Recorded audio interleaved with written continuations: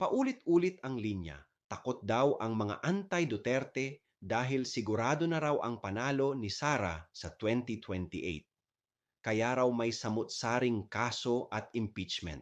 Pero tanong ng bayan, kung talagang sigurado ang panalo, bakit takot sa tanong? Kung malinis ang konsensya, bakit galit sa investigasyon?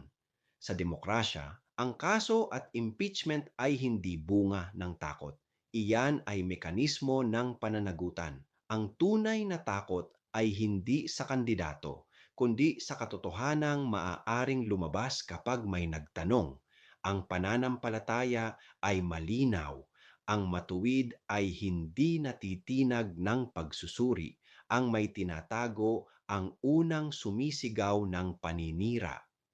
Ako si Padre Jesse Galilea, may pusong Pinoy at kasama mo sa pag-iingay ng bayan.